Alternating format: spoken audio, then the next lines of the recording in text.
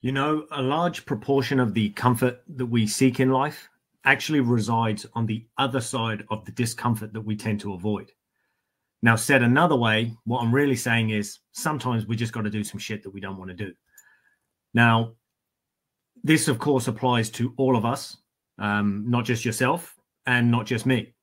Like, for example, with myself, doing this is actually very uncomfortable for me. So I've gotten better at it. And when I say doing this, I mean going live. And I've mentioned this in previous videos before. And if any of you guys have been following me recently, you'll notice that more recently, the last 6 weeks or so, I've been going live every single day. Now, believe it or not, I've been trying to go live and to put content out daily for a fucking decade now. Like, I've been trying to do this thing and to be consistent with my social media presence and all the rest of it for pretty much 10 years. In fact, a little bit more than that, since 2013. Because all of the business coaches and things that I've worked with over the years, they're all like, you need a social media presence, you need a social media presence, and so on. But because I've always worked in a face-to-face gym, I've been able to avoid needing a social media presence, because in my gym, we don't need social media. You know, it's handy. I can use social media as well. But with the gym, people know my gym's there. They come to see me. I get referrals from my clients I already have. I can do local ad campaigns and things like that, put an ad in the newspaper and things. And because I'm trying to get people to come to a particular location in my local area, I haven't had to worry so much about doing this social media thing, putting myself out there, producing content regularly, and so on.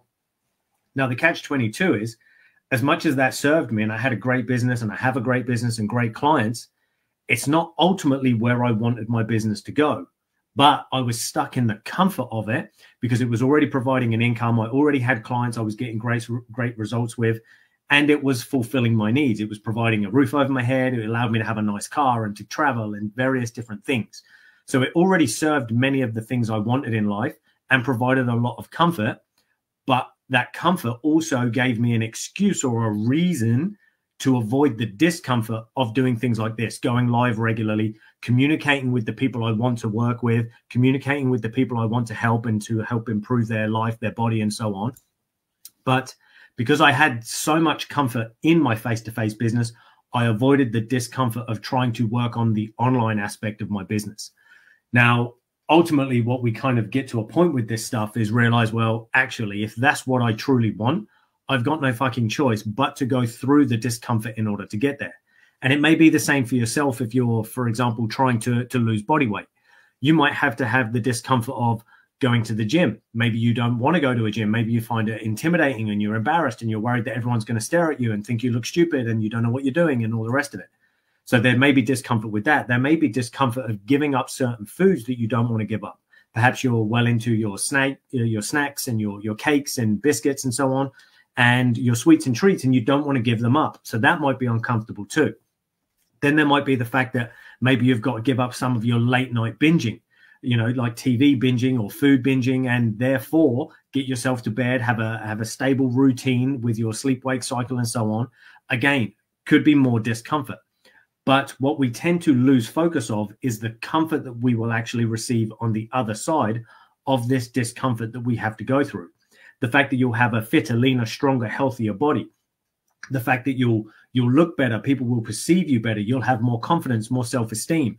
You'll actually be at a point, hopefully, where you stop hating yourself and the way you look and stop being disgusted by your body. And you'd be able to show up better for your partner, again, with more confidence. Maybe you'd even be more inclined to kind of seduce them a bit more or act yourself and not hold yourself back in those intimate or sexual moments and so on, because you won't be so self-conscious about your body and them seeing you and I need the lights off and whatever it might be. So often to get to that comfort, the pleasure that we want, we've got to go through some discomfort, some pain in order to get there. Now, the advantage is for most of us, we're actually quite uncomfortable anyway.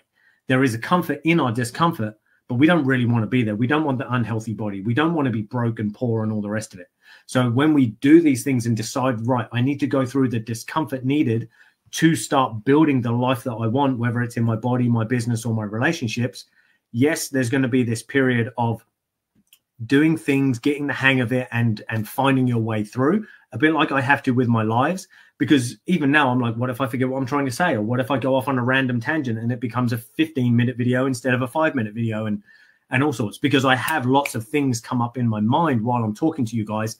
And often I want to get steered off in other directions, but I have to kind of hone myself in and keep it clean where I can and not get drawn off.